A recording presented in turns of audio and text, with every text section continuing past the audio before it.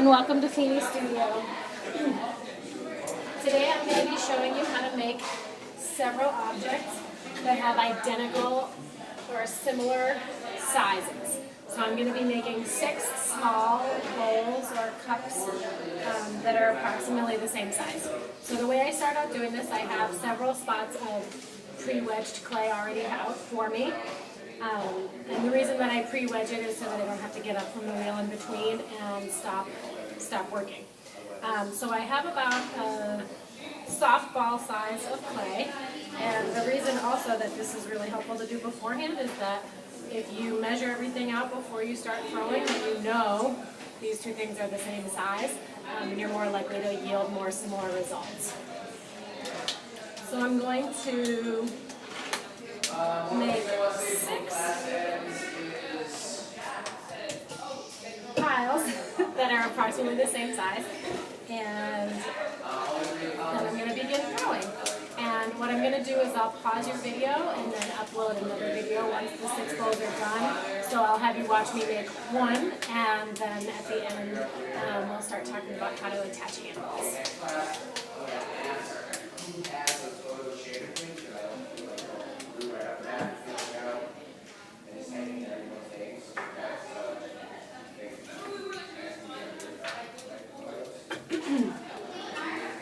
Also, as we are working on this, I'm going to have you, I'll just tell you a little bit about a video that I just posted a little while ago about firing an electric kiln. So this studio that I'm working in currently, we had a number of bags of unidentified low fire clay. We had new high fire clay coming in. We had a number of different types of glazes for both of those kind of clay bodies. So what I've been doing is, and this is really a helpful tip for other teachers that are working in studios, that when you're working with low fire clay, you can bisque and glaze fire those two processes in the same kiln. So you don't need to wait until you have, enough pieces to fire just a glaze or enough pieces to fire just a bisque. And in my experience, the best way to do that is to load your bisque pieces on the bottom, just in case anything explodes. And I've had a number of accidents where bisque pieces were higher up on the top and something may have happened, and then if the pieces explode and they stick onto a piece with glaze on it, then it'll be there forever. So you don't necessarily want to have that forever.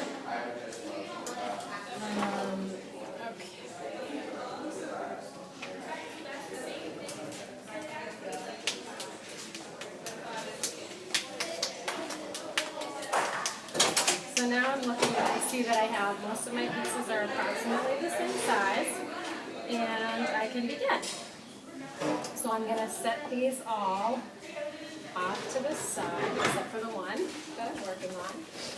I'm going to make sure that my wheel is plugged in and that my foot pedal is attached properly.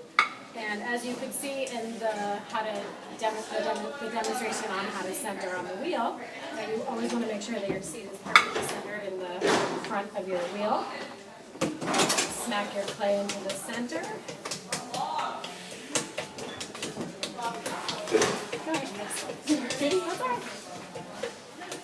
And then you can begin throwing.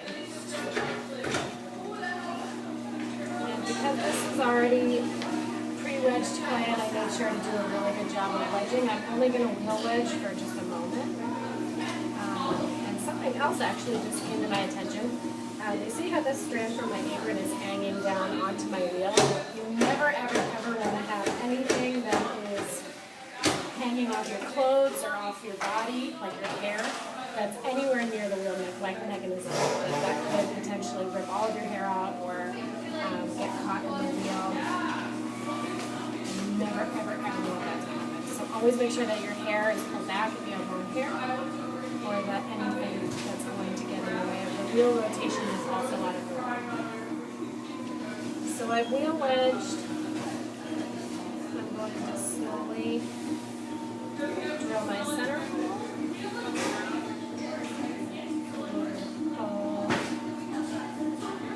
Also notice that my hands are always, if possible, touching each other.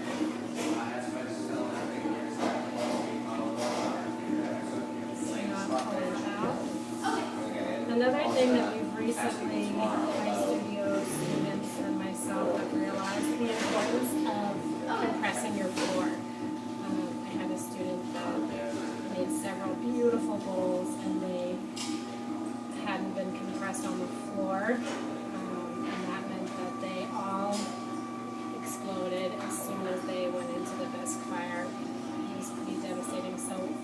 mean when I say compressing the floor is that I'm literally just pressing my fingers against the bottom of what will be the floor of the bowl or the bottom of the bowl. And now I'm just slowly bringing my wall